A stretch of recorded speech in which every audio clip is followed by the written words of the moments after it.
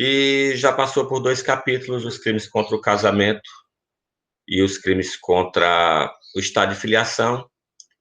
Está agora analisando os crimes contra assistência familiar, certo? A gente já começou a ver mais rapidamente na aula passada, né? Então a gente encerrou com a análise bem superficial de alguns pontos do artigo 244, que é o artigo que inaugura esse capítulo, e aí vamos rememorar, né, para que a gente contextualize o tema da aula de hoje.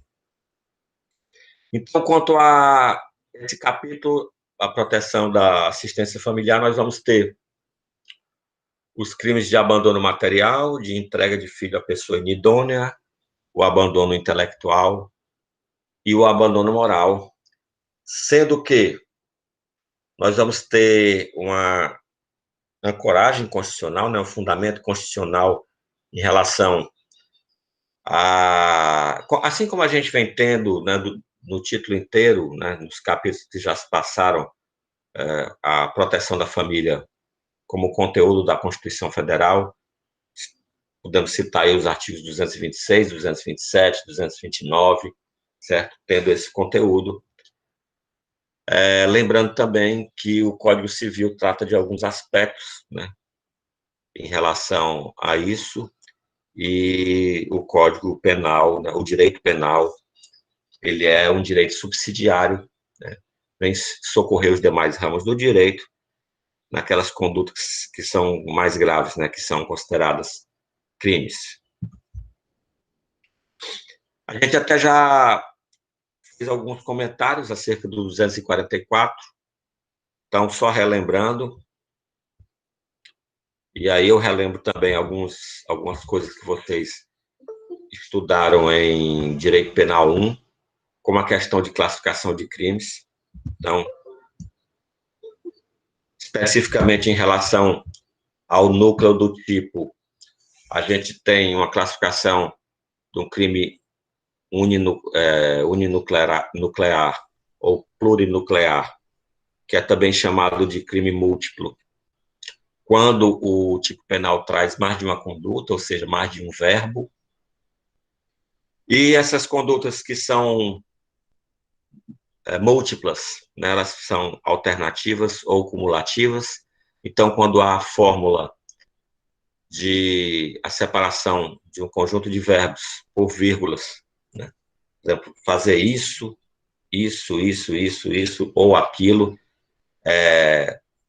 o tipo é múltiplo alternativo, quer dizer que a prática de mais de uma ação, né, que represente um dos verbos, ou seja, o sujeito ativo adentra mais de um dos verbos, o crime classifica-se como múltiplo alternativo, quer dizer que em um mesmo contexto fático, não importa quantos verbos sejam praticados pelo sujeito, ele responderá apenas por um crime. Enquanto que existe a outra classificação, que é de crimes múltiplos cumulativos. E aí a redação do normal do artigo é que ele separe as condutas por ponto e vírgula, indicando que as condutas são independentes. É o que ocorre com o artigo 244, né? Então, nós temos a primeira parte do tipo penal do 244, deixar sem justa causa de prover a subsistência do cônjuge ou de filho menor de 18 anos ou inapto para o trabalho, ou de ascendente inválido ou maior de 60 anos, não lhes proporcionando os recursos necessários ou faltando ao pagamento de pensão alimentícia judicialmente acordada, fixada ou majorada. Então, temos aí a primeira parte, aí vem um ponto e vírgula e uma outra conduta, deixar sem justa causa de socorrer a descendente ou ascendente gravemente enfermo. Então, são duas condutas que são representadas aí pelo mesmo verbo, o verbo deixar. Então, nós temos dois núcleos, o tipo penal é plurinuclear ou múltiplo, e nesse caso, múltiplo como cumulativo. Então, isso vocês viram em Direito Penal 1, quando da análise da classificação dos crimes. Outra coisa que se refere à classificação de crimes, que eu também comentei já, é o que diz respeito a crimes que são classificados como comissivos ou omissivos. Então, os tipos penais que são comissivos, eles trazem uma conduta, né, uma atividade, uma ação positiva. Positiva não no sentido de que a ação é boa, né, pessoal, mas é um fazer. Por exemplo, o artigo 121, a redação é matar alguém. Então, o matar aí é uma ação.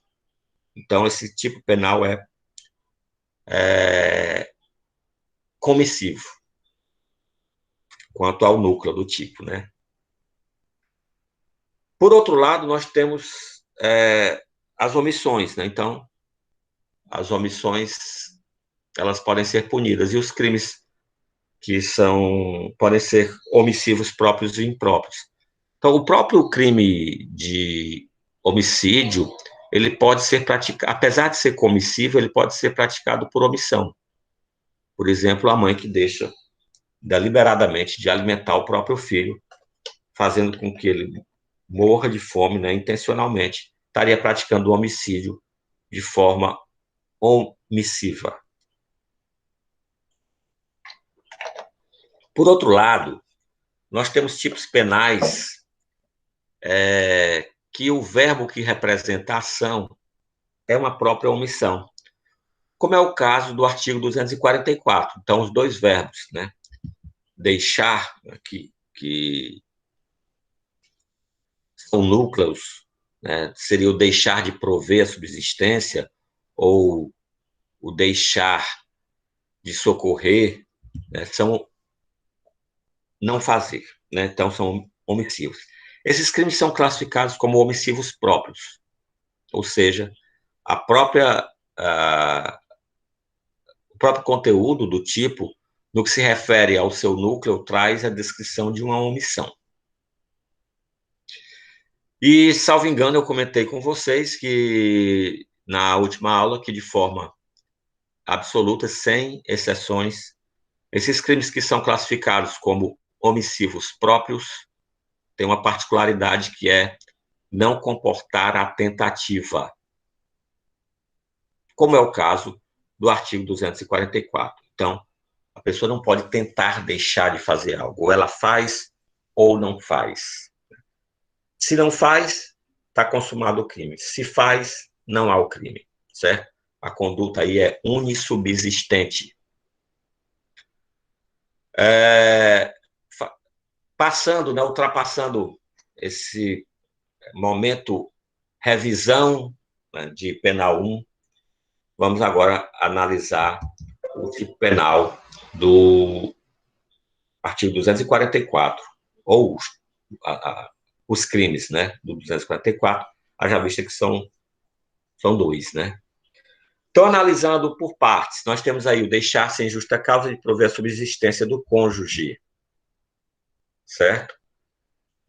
Então, é um não fazer, certo? Eu não sei se eu comentei, porque eu não sei até onde eu fui no artigo 244 da última aula, mas que vocês têm que ter em mente a diferença entre abandono material e a obrigação de prestação de alimentos do direito civil. Então, o direito penal, ele é bem mais restritivo, né? Ele não considera tudo como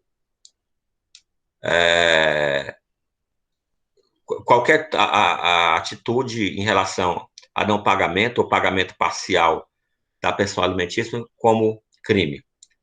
Vou dar um exemplo, né? Vamos supor, né? Vamos supor, não, vou dar um exemplo real, né? Não é suposição, não. Vocês já devem ter ouvido falar, obviamente, da apresentadora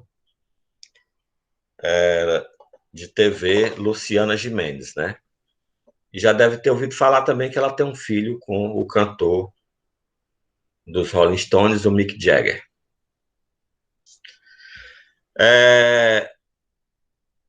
O Mick Jagger, ele pagava a pensão alimentícia a esse filho de US$ 10.000, né? O que faz com que a maioria de nós, né, por algum momento queira ser filho do Mick Jagger, né? É, após alguns anos, foi entrado com a revisional de alimentos e essa pensão alimentícia foi majorada, né, de US$ 10.000 para US$ 30.000. Eu não sei com vocês, mas US$ 30.000, que deve dar perto de R$ 150.000 por mês, para mim é suficiente para eu viver, certo? Eu não sei se para vocês seria. Ocorre, pessoal, que se por um acaso aí vai as questões hipotéticas agora. Se por um acaso o Mick Jagger de uma hora para outra ficasse liso, né? E não pudesse pagar mais US$ 30.000, pudesse pagar apenas US$ 15.000. Dentro da sua liseira, ele só pudesse pagar ao filho US$ 15.000, em torno de R$ 75.000. O que, para mim, ainda daria para viver, mais ou menos, né? Pelo menos com os dois pés na lama eu não ficaria mais, ficaria apenas com um, né? Para o direito civil, pessoal, a falta desse pagamento parcial durante 3 meses acarretaria, em tese, poderia acarretar a decretação da prisão civil do Mick Jagger por descumprimento da obrigação alimentar, certo? Vocês estão seguindo meu raciocínio, né?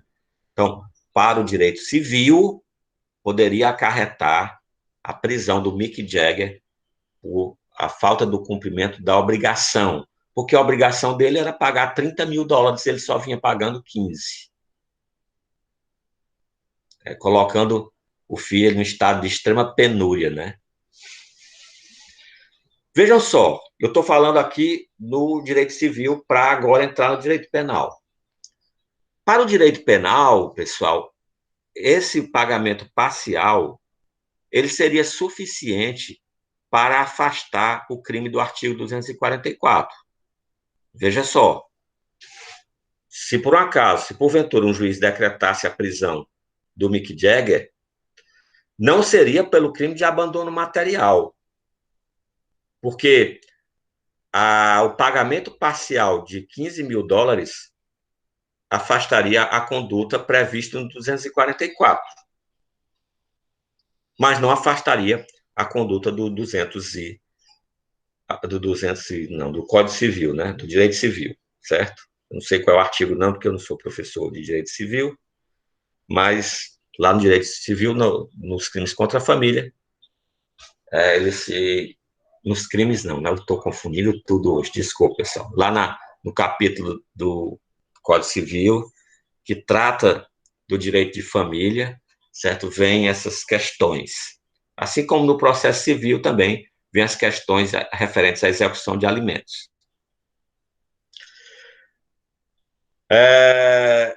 Vamos lá. O que o Código Penal traz como crime, e aí eu vou comentar somente o cônjuge, apesar de eu ter dado o exemplo de filho, é aquele que deixa de, sem justa causa, de prover a subsistência. Ora, subsistência, pessoal, é aquele mínimo necessário para sobreviver. Diferente da pensão alimentícia do âmbito civil, que é calculado utilizando um binômio necessidade e possibilidade. Então, havia necessidade do filho do Mick Jagger de receber US$ 30.000 por mês, como havia a possibilidade dele pagar. Isso porque, para o direito civil, tem que haver a compatibilidade, né, do padrão de vida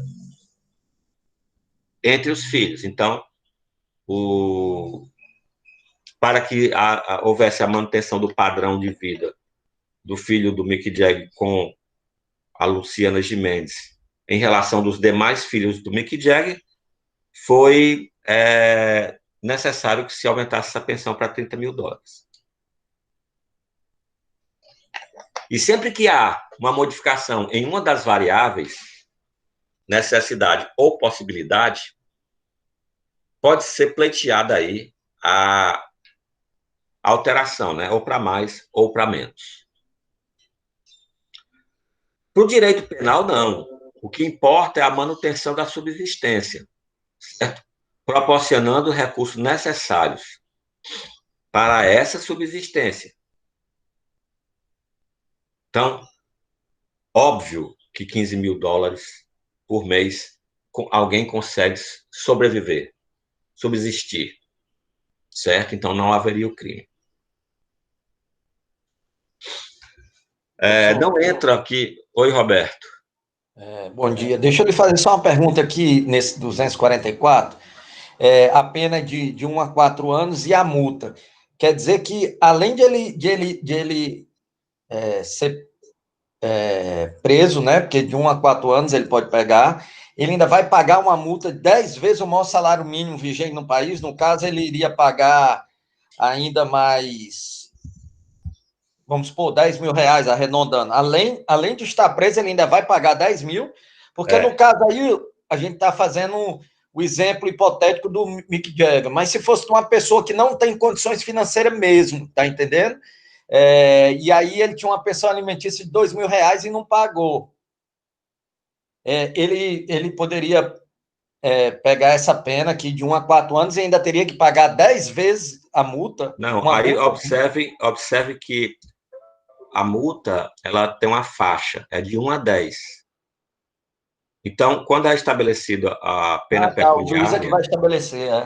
O juiz ele tem que verificar a possibilidade, né, a questão de recurso, porque a multa ela é uma pena, né, a pena pecuniária em favor do Estado, não é em favor daquele que está abandonado, ok? É diferente de uma indenização.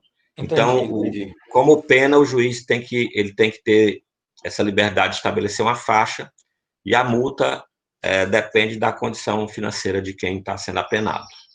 Professor, a partir de quanto tempo ele pode, por exemplo, no caso de uma pensão alimentícia que não foi paga, a parte que se sente prejudicada, ela pode entrar com 1 mês, com 2, com 3, tem que aguardar um período. Você está falando de direito civil e não de penal, né? É verdade. Certo? É verdade. Mas é o seguinte, a partir do primeiro mês você já pode cobrar a dívida. Já, né? Isso que eu queria saber. Mas a prisão só é decretada com 3 meses de inadimplência. Tá. Beleza. Obrigado, professor. A prisão civil, né? Porque Civil, aqui o abandono material é um crime de ação pública incondicionada, independente da vontade da vítima, aí, certo? Então o Ministério Público vai... e mesmo que ele pague a dívida no âmbito civil, certo? Isso não impede de ser movida a ação penal, porque o crime já foi consumado. Certo. Ok. Obrigado, professor. Ok. Então, voltando aqui, né, pessoal? A questão aqui que caracterizaria seria o não provimento daquilo que é necessário para sobreviver, certo? E observar ainda que nós temos o elemento normativo sem justa causa. Isso quer dizer que, se por um acaso a pessoa fica desempregada e não mantém, né, e no caso, eu vou comentar especificamente, depois eu entro nos demais sujeitos passivos, o cônjuge, isso afasta o crime. Ou seja, a pessoa o desemprego foi involuntário, né? A pessoa foi demitida sem dar causa ou não pediu demissão. Isso afastaria o crime. Não afastaria, certo, a obrigação de pagar alimentos. Então, mesmo o desempregado, sem pagar alimentos, poderá ser decretada a prisão civil. A justa causa aqui só vale para o direito penal, o elemento normativo. Aí vem, o primeiro sujeito passivo aqui seria o cônjuge, certo? Aí eu faço a pergunta, né? Pergunta de prova, né? A prova já está sendo elaborada, eu passo mais de um mês elaborando a prova. Essa questão já consta lá na questão 53. O cônjuge, aqui no caso, é aquele casado ou eu posso admitir como cônjuge aquele que vive em união estável? Vamos lá, Pode sim. responda. Pode, né, professor? Eu perguntei primeiro, né? Não, pois é, eu estou afirmando, eu acho que sim, acredito que sim. União estável dá o mesmo Vamos direito, lá. né? O Júlio Lago está pedindo para eu repetir a pergunta. Até agora, onde eu li o artigo 244, deixar de ser justa causa de prover a subsistência do cônjuge, certo? Eu posso interpretar esse cônjuge como o que vive em união estável ou eu devo interpretar apenas que tem o casamento civil? O Júlio responde que seria analogia em Malaparte, a Antônia responde que é válido para os dois, o Roberto também acha que pode. O que foi que eu já comentei com vocês quando a gente estava falando sobre os crimes contra o casamento, sobre fazer a analogia da expressão cônjuge do Código Penal com aquele que convive em união estável? Vamos relembrar aí o que já foi comentado com vocês. Eu posso sempre fazer, eu nunca posso fazer, ou depende?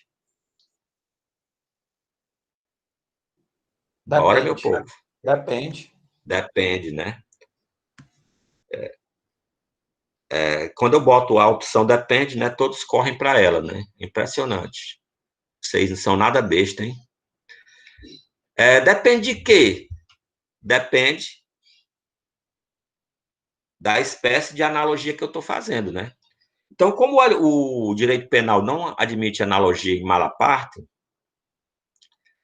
eu não posso fazer essa analogia se eu estiver prejudicando o réu, né, o acusado.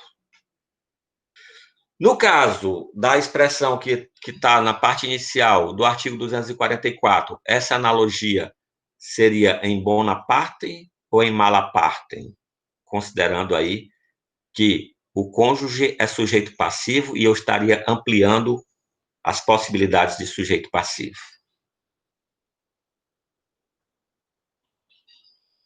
É em benefício ou em malefício? É bom ou ruim fazer essa Benefício. analogia?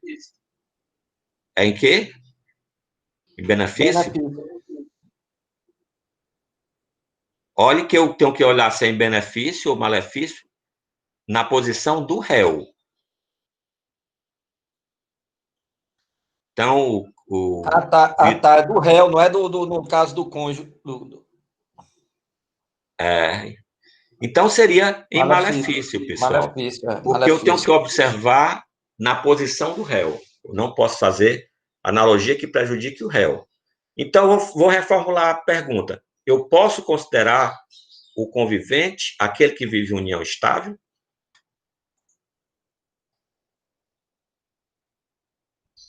Bora, meu povo, senão ela não está dormindo mais, não. Não, né, meu povo, meus queridos alunos? Até agora, não, certo? Na posição até onde eu estou analisando o artigo, não, certo? Então, aqui o cônjuge, para esse momento da explicação, seria apenas aquele que é casado. O cônjuge, tanto faz ser o cônjuge varão quanto o cônjuge varoa, né? Essas expressões eu acho horrível, mas é o correto, né? É o cônjuge varão e o cônjuge varoa. Não é a conja, como algumas pessoas falam por aí, certo? É cônjuge varoa, que é a mulher. Então, quer dizer que a união estável não considera isso? Para esse caso, nesse momento da explicação, né? Não vamos, não tem Não vamos caráter generalizar, absoluto. né? Eu vou já chegar num ponto em que eu vou dizer, olha, pessoal, nesse ponto aqui pode, certo? Tranquilo? Então, não esqueçam que tem o elemento normativo justa causa e o que deixa de se prover aquele necessário à sobrevivência. Por exemplo, o lazer, que é considerado lá para o direito civil, não é considerado aqui para o direito penal, né? Você sobrevive perfeitamente sem ir ao cinema, sem ir ao teatro, sem lazer, sem ir à praia, né? Então, mas isso é considerado para compor pensão alimentícia, ok? Aí segue, ou de filho menor de 18 anos ou inapto para o trabalho. Então, quanto à questão etária de menor de 18 anos, não tem o que explicar, é só olhar a idade da pessoa. Então, aqui alcança a criança e o adolescente, verificando-se o que estabelece o Estatuto da Criança e do Adolescente, né? Criança até 12 anos, e o adolescente menor de 18 anos, maior de 12 e menor de 18. E vem a questão do inapto para o trabalho, certo? Isso se refere também ao filho, né? Pessoal, essa inaptidão para o trabalho não é uma inaptidão genérica. Aliás, é uma inaptidão genérica, não é uma inaptidão específica. Vamos supor que o alguém, né, o filho de alguém, deseje, seu sonho de infância é ser astronauta. Mas ele não conseguiu, ele conseguiu ser apenas médico, certo? Essa pessoa, ela é inapta para o trabalho? Não. Ah, mas ele queria ser astronauta. Problema dele se não conseguiu, né? Mas a inaptidão para o trabalho aqui, ela é genérica. A pessoa não pode, o inapto para o trabalho aqui é aquele que não tem condições de exercer uma atividade remunerada, né? Que possa prover o próprio sustento. Obviamente, aquele maior de 18 anos, porque o menor de 18 anos já está atingido pela questão etária trazido logo no começo aí. A outra hipótese, pessoal, é de ascendente inválido ou maior de 60 anos. Então, ascendente, aquele em linha reta, né? São os seus pais, seus avós, seus bisavós. Então, aqui não faz referência ao grau de parentesco. Só diz que o tipo de parentesco é em linha reta. Também traz a questão etária, né, que isso é de fácil aferição, né, que é o maior de 60 anos. Isso usando o mesmo critério do Estatuto do Idoso. Ou o inválido, né, aquele que também não consegue se manter por conta própria, certo? Então, são essas situações em que pode haver o abandono material. Voltando um pouco, né, ao direito penal 1, a classificação do crime, vocês devem lembrar perfeitamente, né, porque são todos jovens e têm uma ótima memória, que o professor de direito penal 1 disse para vocês que, em relação à conduta, o crime podia se classificar como crime de forma livre, né, ou de conduta vinculada. Então, o crime de forma livre é aquele que não há previsão da sua prática no tipo penal, certo? Por exemplo, o crime de homicídio, matar alguém. Não tem como é que você mata lá. Pode até ter circunstâncias que vão trazer uma causa de diminuição de pena ou é, tem alguém com de Virgens, né? Vitória, tá com problema de conexão, é? Se for problema de. Faça o seguinte: saia da sala e entre novamente, que às vezes resolve isso. Tá ok? Eu espero por você.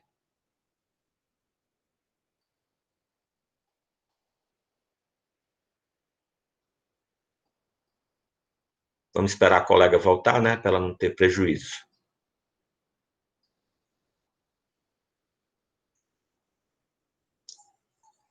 Vamos ver se melhora agora. Se você percebeu que alguma melhora,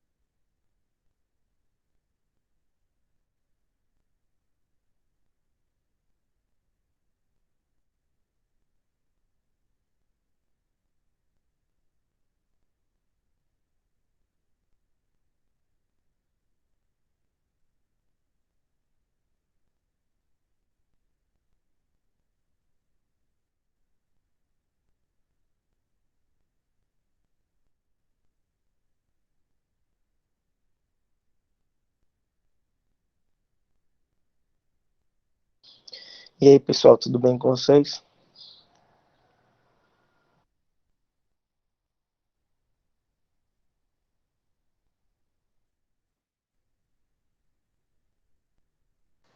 Vocês estão entendendo tudo? Qualquer coisa eu posso tirar a dúvida de vocês, viu? Sou muito bom nessa matéria.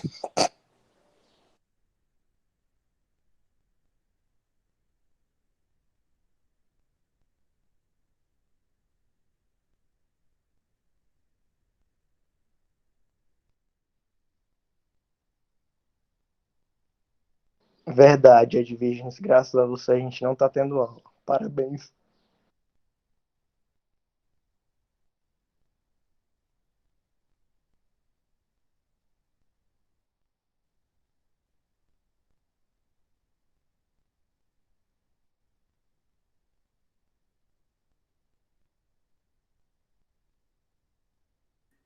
pessoal, vocês estão me ouvindo agora? Então, sim, Certo, professor. eu flagrei vocês falando mal aí da aula, certo? Já anotei aqui quem estava falando. A minha internet caiu, pessoal, voltou agora, desculpa aí, mas é, não tem como evitar esse tipo de problema, né? Vamos voltar aqui. Já paciência com esse negócio. Então, como eu estava falando, pessoal, os crimes de conduta vinculada, o próprio tipo penal traz como é a forma de ser praticada. E a forma que é não proporcionar os recursos necessários ou faltando o pagamento da pensão alimentícia, judicialmente acordada, fixada ou majorada.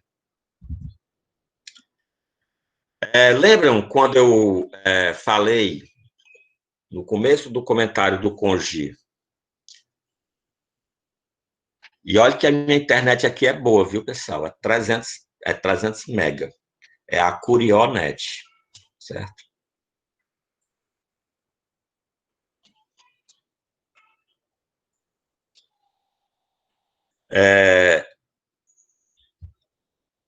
Lembra que eu falei agora há pouco a vocês que o cônjuge não poderia ser equiparado? Aliás, o convivente de união estável não poderia ser equiparado, certo? Há decisões e há jurisprudência e há posições doutrinárias de que, no caso do se há pensão judicialmente acordada, fixada ou majorada, de um convivente para o outro, certo? Nesse caso, haveria o crime de abandono material, mas não pela analogia em malaparte, de se comparar o convivente ao cônjuge, mas pela falta de pagamento da pensão alimentícia. Certo? Tranquilo até agora? Então, temos aí que somente o convivente vai ser sujeito passivo do crime de abandono material se tiver pensão alimentícia decretada.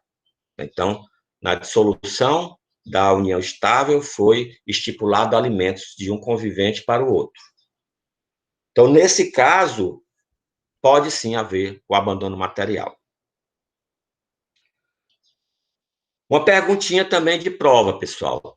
Em relação à primeira parte do crime de abandono material, né, que é até o primeiro ponto e vírgula aí, como é que se classifica esse crime em relação ao sujeito passivo? Esse crime é comum ou é próprio?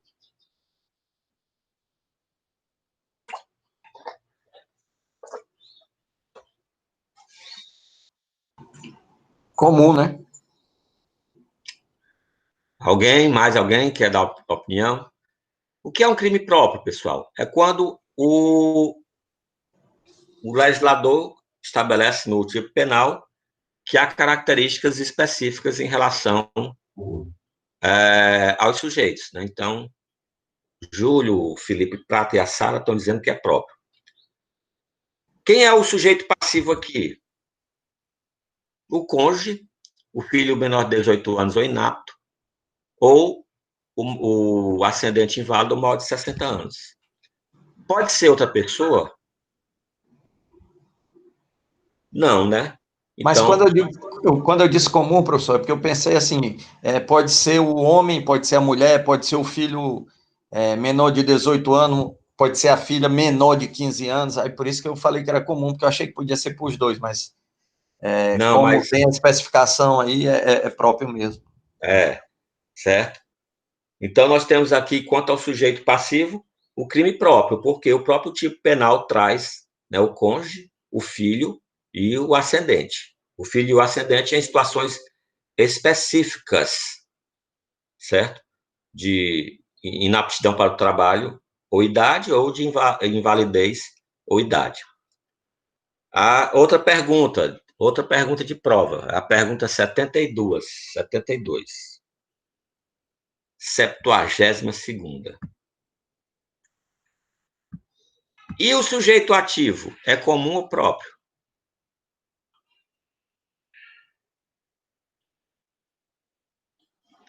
O Júlio já opinou pelo próprio.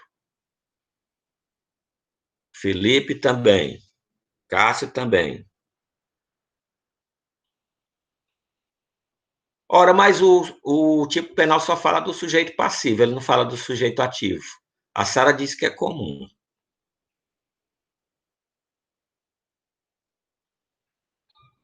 Vamos lá, vou escolher aqui. Júlio Lago disse que é analisar de maneira inversa na relação. Exatamente. Quem determina o sujeito ativo é o passivo. O legislador só falou do passivo. Mas é próprio em relação ao sujeito ativo, pessoal, porque quem determina a especificidade do sujeito ativo é o próprio sujeito passivo. Então, se o crime é praticado contra o cônjuge, quem é que é o sujeito ativo? O outro cônjuge. Se o crime é praticado contra o filho, quem é o sujeito ativo? Os pais. Se o crime é praticado contra o ascendente, quem é o sujeito ativo? Os descendentes. Então, ele, quanto ao sujeito ativo, ele é também próprio. A doutrina classifica esse tipo de crime, pessoal, em que um sujeito determina a posição de um sujeito determina a posição de outro, como crime bipróprio. Ou seja, ele é próprio em relação ao sujeito ativo e em relação ao sujeito passivo. Porque quem determina o sujeito ativo é o que estabelece a norma em relação ao sujeito passivo. Tranquilo? Então, ele é próprio em relação a ambos os sujeitos. Ele é bipróprio. Ficou claro isso?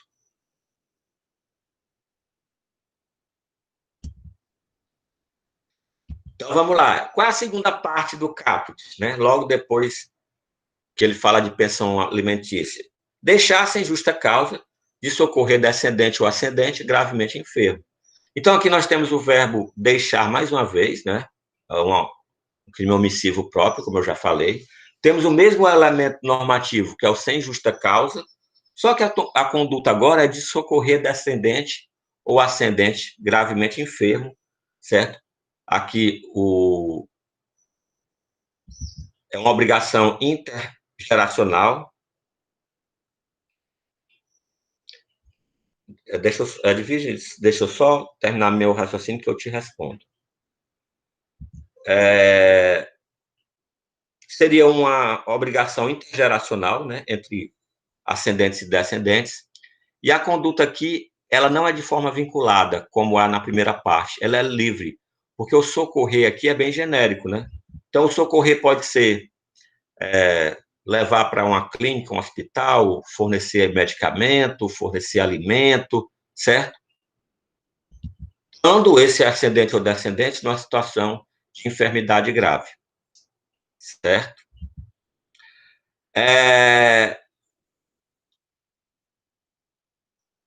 A parte que seria considerada a união estável seria a parte quando fala de pensão alimentícia. Então, considera-se que pode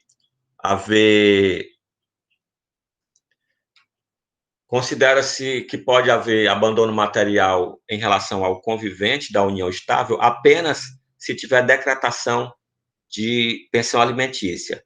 E aí não é porque estamos fazendo uma analogia entre o casado e o convivente, mas porque existe a pensão alimentícia decretada e não paga, certo?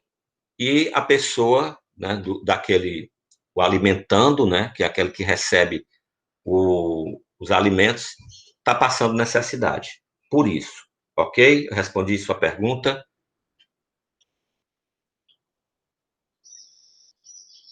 E aí tem a pergunta do Júlio, que é qual a diferença entre o abandono material na modalidade de faltar o pagamento de pensão alimentícia e a questão da pensão civil? É porque no abandono material, Júlio, o pagamento parcial que proporcione a sobrevivência do alimentando afasta o crime, enquanto que o pagamento parcial no direito civil não afasta a questão da obrigação de pagamento. Então, a pessoa que paga metade da pensão, e isso é suficiente para que alguém sobreviva, não ao crime, mas a pessoa continua inadimplente civilmente e poderá ser preso civilmente pela falta de pagamento. Ok, Júlio? Certo? Uma outra observação, pessoal, é que a pessoa tem que estar passando necessidade. Então, se um pai deixa de pagar a pensão, mas a mãe mantém o filho por conta própria, e esse filho não passa nenhuma necessidade, não há configurado também aí o crime do artigo 244. Tem uma pergunta do aluno do horário AB, que era o seguinte: professor, inválido e gravemente enfermo é a mesma coisa?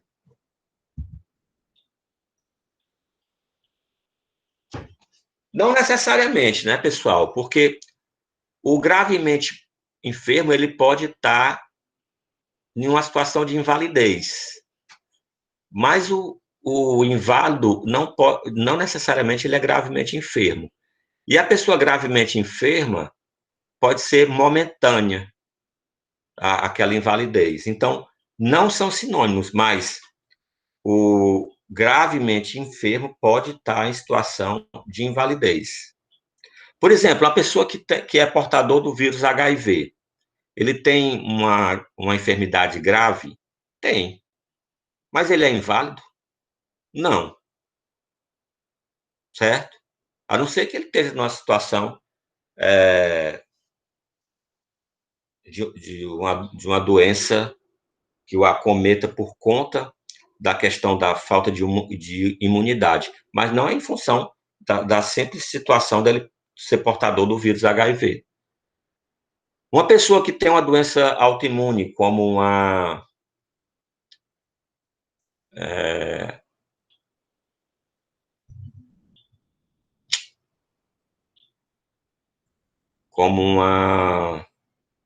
vamos lá, pessoal, me ajude, lúpus, né? Outras doenças que não necessariamente causam invalidez, mas que em alguns períodos podem deixar a pessoa inválida, certo? Então, doenças autoimunes são aquelas que o próprio organismo vai atacando ele mesmo, né? Certo? Então, não é significado. Ela pode estar gravemente... A pessoa, por exemplo, com a Covid-19, né? Que é a doença causada pelo coronavírus. Ela pode estar gravemente enferma e pode não estar. Pode ser assintomática, mas pode estar, por exemplo, numa UTI, usando um respirador. E, nesse caso, naquele momento, ela está inválida. Então, não são sinônimos, mas podem coincidir.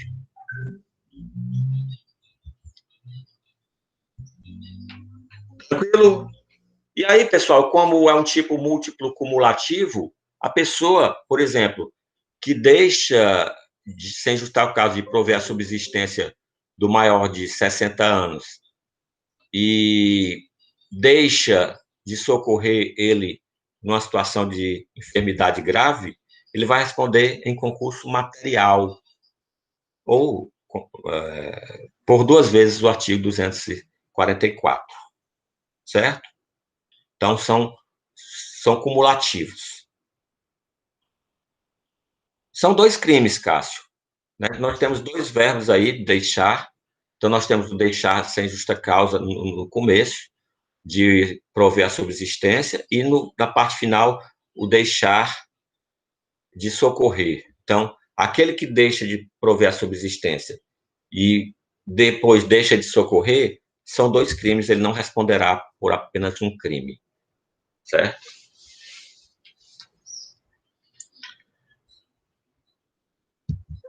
O parágrafo único, pessoal, ele traz uma conduta que é equiparada, né? A conduta meio de espírito de porco, né? A pessoa pode cumprir as suas obrigações, mas ela, por conta própria, se coloca numa situação de insolvência. Então, o que diz o parágrafo único? Nas mesmas penas incide quem, sendo solvente, frustra ou ilide de qualquer modo, inclusive por abandono injustificado de emprego ou função, o pagamento de pensão alimentícia judicialmente acordada, fixada ou majorada. Então, a pessoa que dá causa a uma situação de insolvência com o objetivo de não pagar a pensão ou não pagar na sua totalidade, também vai praticar o abandono material.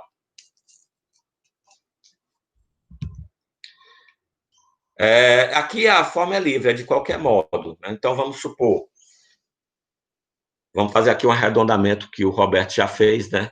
De considerar que o salário mínimo é R$1.000 e que haja uma pensão alimentícia decretada de 20% do salário da pessoa. 20% de 10 mil é R$2.000, né, pessoal? Então, ele é devedor de R$2.000. Mas aí ele faz um acordo com o patrão para receber R$1.000 com a carteira assinada e 4 mil por fora. Isso faz com 4 mil, não, 9 mil, né? Que o exemplo é de 10 mil. Isso faz com que a pensão alimentícia devida caia de R$2.000 para 200.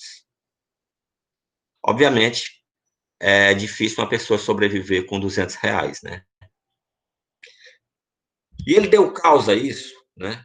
Ele frustrou ou ilidiu, de qualquer maneira, o pagamento de pensão alimentícia, colocando-o alimentando numa situação de necessidade? Sim. Então, nesse caso, nós vamos ter o abandono material na forma da sua conduta equiparada do parágrafo único do artigo 244. Ok? Observar aqui o parágrafo único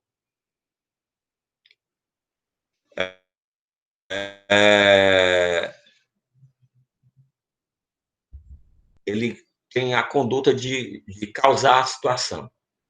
Obviamente, se o abandono for justificado, né, ele foi demitido, ele não deu causa a isso, será considerado uma justa causa para afastar o crime. Então, não haverá crime.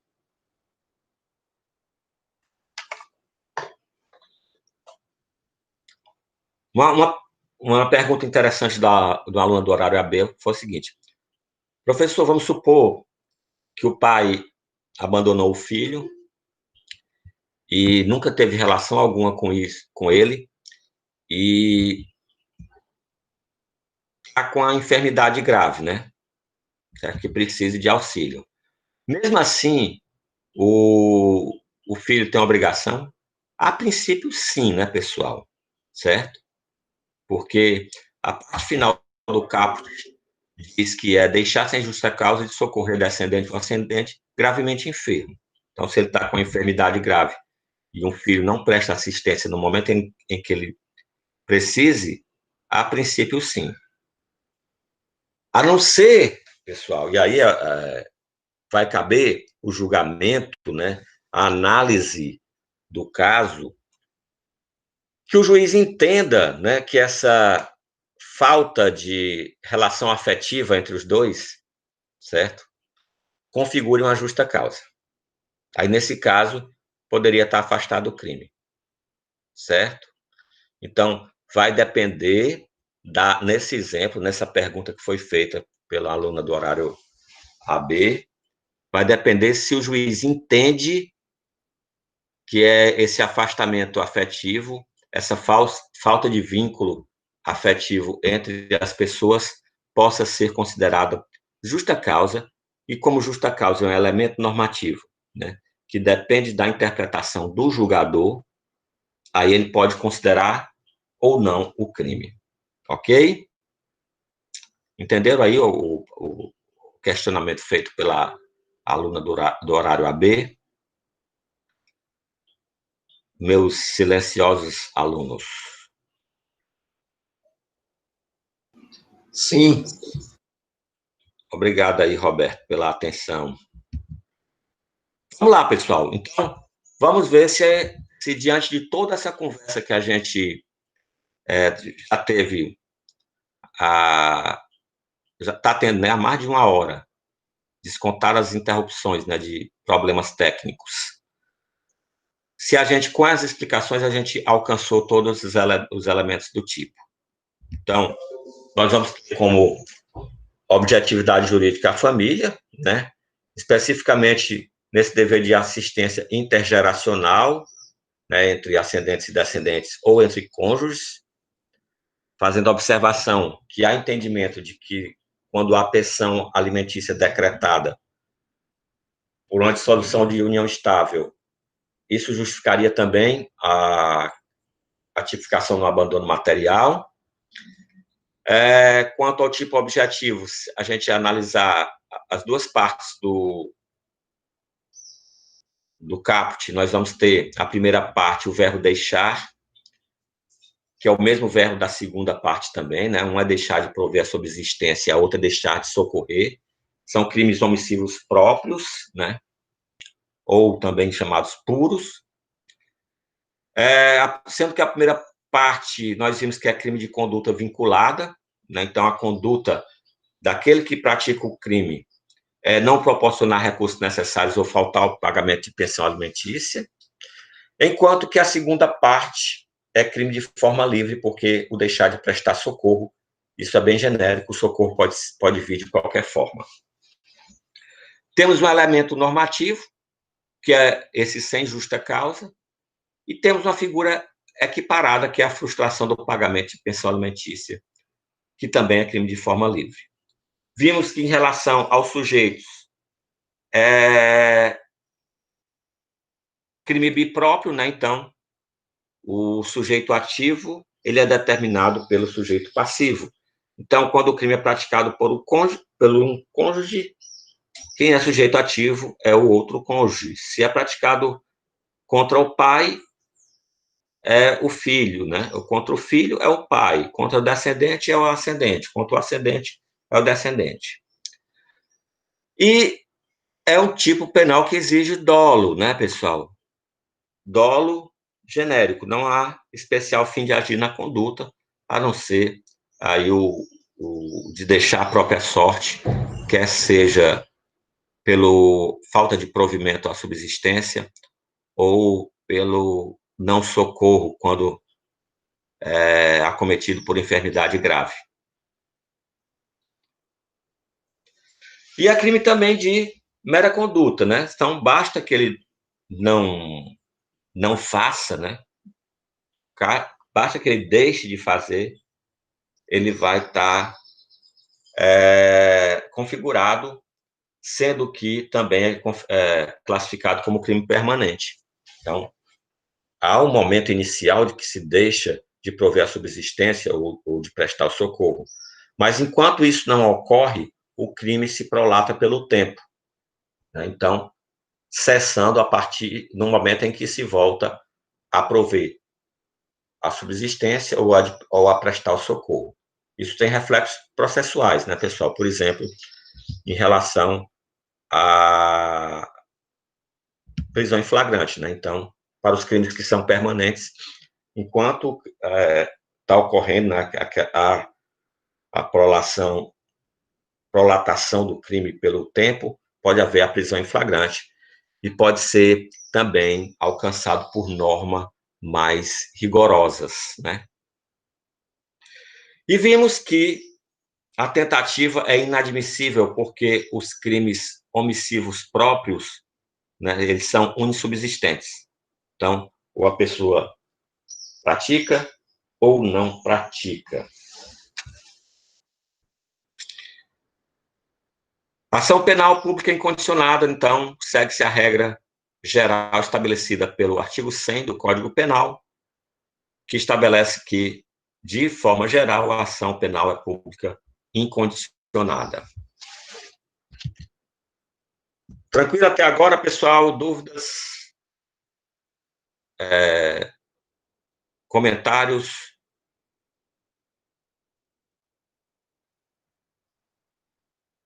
Vamos lá, né, pessoal? Então, vamos ver se está tudo certo mesmo, né? Pessoal, logo, já fiquem avisados que logo que...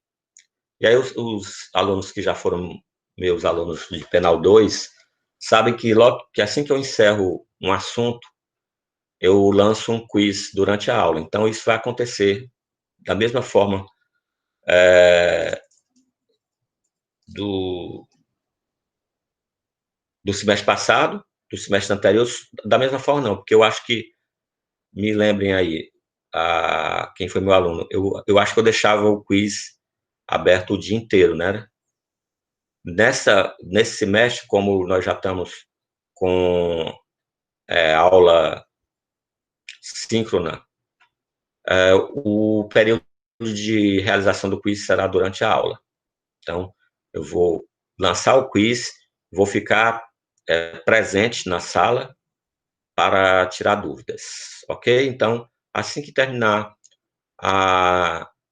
os crimes contra a família, vai estar disponível um link lá no AVA, em que vocês vão clicar, serão direcionados para a página do Socrative Student, e aí terá a orientação de como entrar na sala, certo? Então, fiquem atentos que a gente está já terminando esses crimes contra a família, então, provavelmente na próxima semana já vai haver essa atividade.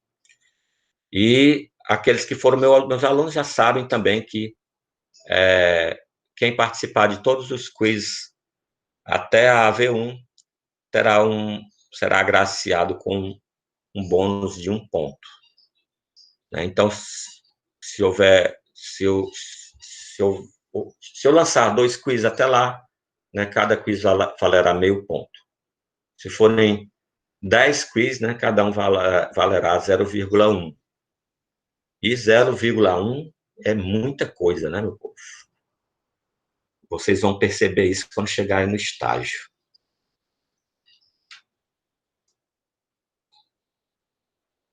Vamos lá. Em seguida, a gente tem um crime do artigo 245, chamado entrega de filho menor à pessoa inidônea. O caput do 245, pessoal, traz o seguinte: entregar filho menor de 18 anos à pessoa em cuja companhia saiba ou deva saber que o menor fica moral ou materialmente em perigo. Aqui nós temos um crime de perigo, não um crime de dano. O Sebastião está sugerindo 3 pontos. Eu sou muito aberto a sugestões, certo? Eu vou analisar com muito carinho a sugestão dos 3 pontos, certo? Durante dias e semanas, até o dia 20 e poucos de setembro, e sobre se terá 3 pontos ou não, mas eu já adianto o resultado da minha análise, que é não, certo?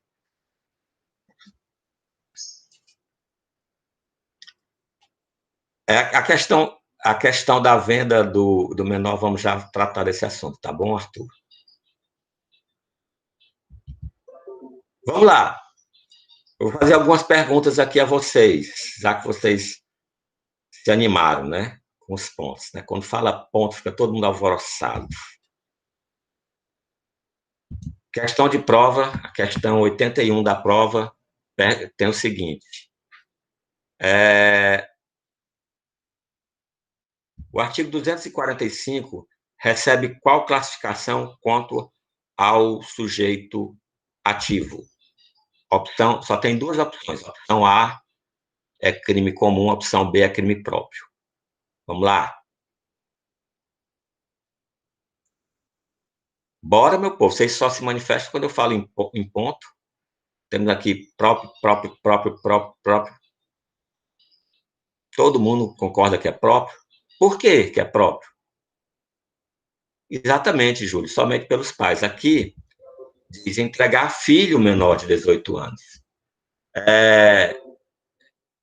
Não sei se vocês lembram do artigo 243, que é sonegação de estado de filiação, que dizia assim: deixar em asilo de expostos ou outra instituição de assistência filho próprio ou alheio. Então, quando o legislador quer que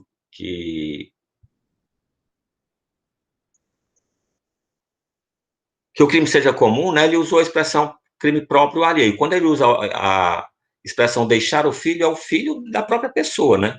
Então, somente os pais podem responder pelo artigo 245. Ok? Outra pergunta.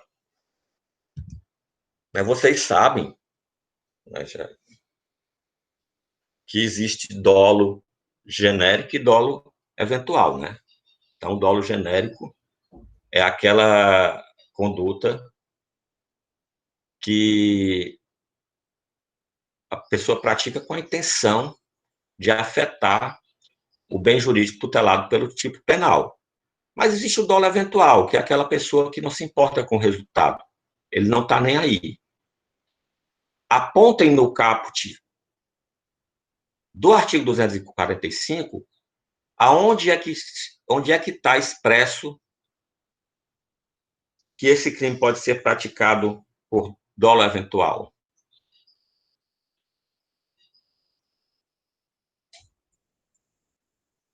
Bora, meu povo, que eu estou ficando com fome. Deva, né? Exatamente, deva saber. O Júlio hoje está brilhante, né?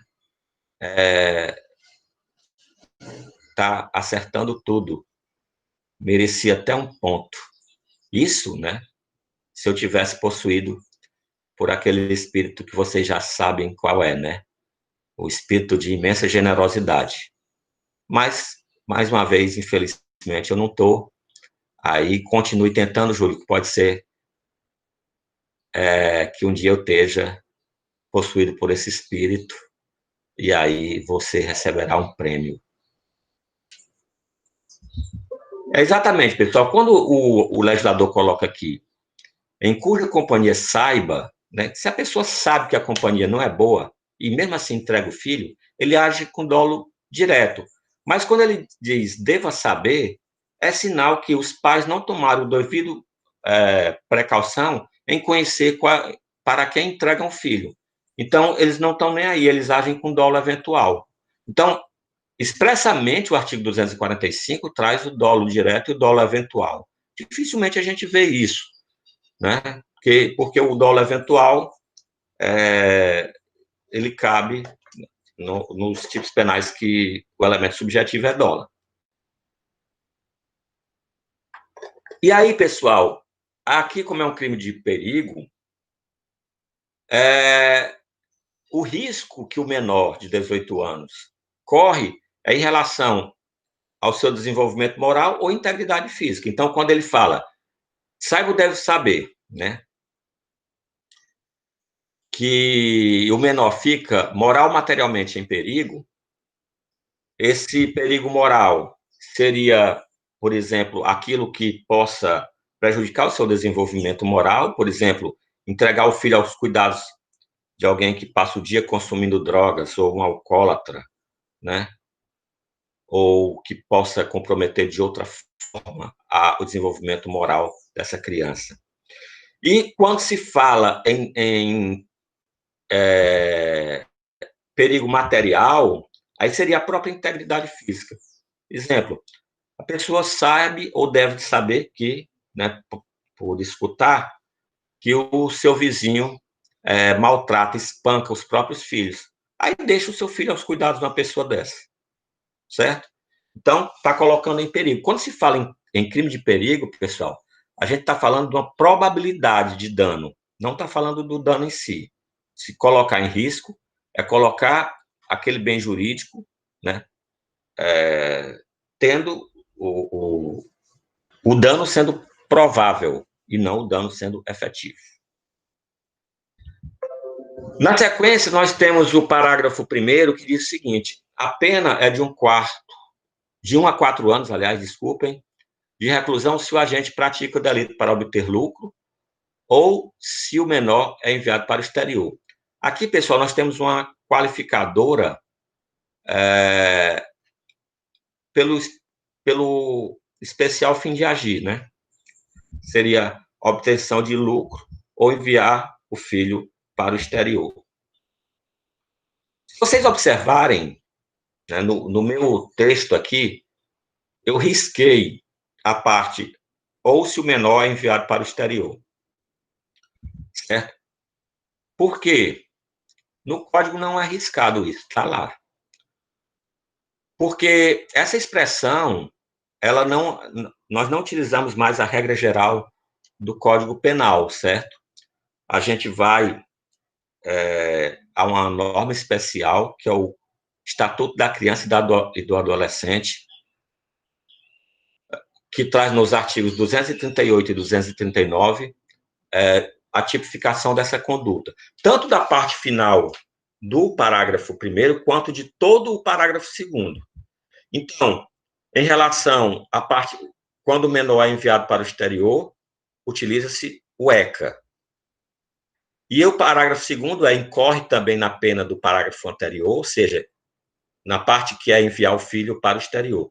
Que, embora excluído o perigo moral ou material, auxilia a efetivação do ato destinado ao envio de menor para o exterior, com o fito de obter lucro. Então, aqui, a gente percebe que não é mais crime próprio, né? Porque quem auxilia pode ser qualquer pessoa. Certo? Então, pode ser de qualquer modo, ou embarcando o menor no aeroporto, ou tirando passaporte, ou comprando passagem. Então, qualquer forma de auxiliar o envio desse menor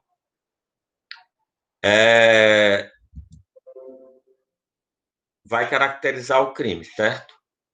Só que o parágrafo 2º, da mesma forma que a parte final do parágrafo 1º, também está revogado tacitamente pelo ECA, né? Artigos 238 e 239. Quanto aos principais elementos desse tipo, né, nós vamos ter ainda como objetividade jurídica a família, né, especificamente a assistência aos filhos menores. No caput, parágrafo 1º, o crime é próprio, né, somente os pais, né, sejam eles naturais ou adotivos, enquanto que o sujeito passivo seria o filho, né, menor de 18 anos, né?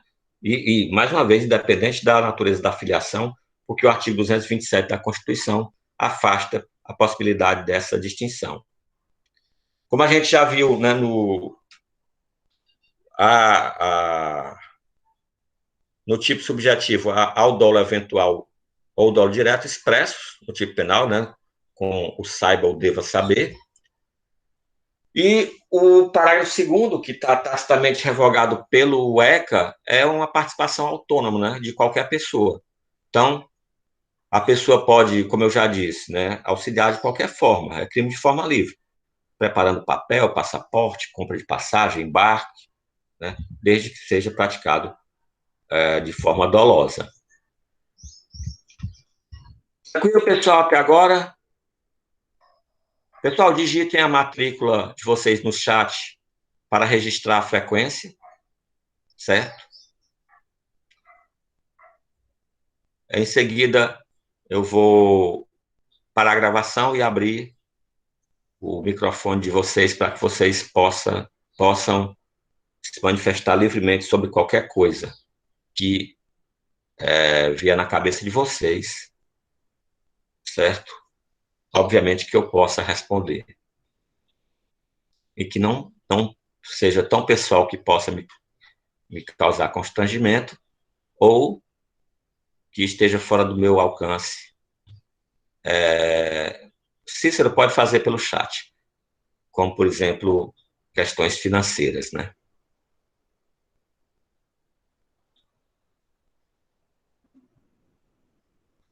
Então, vamos lá. A partir desse momento, nós não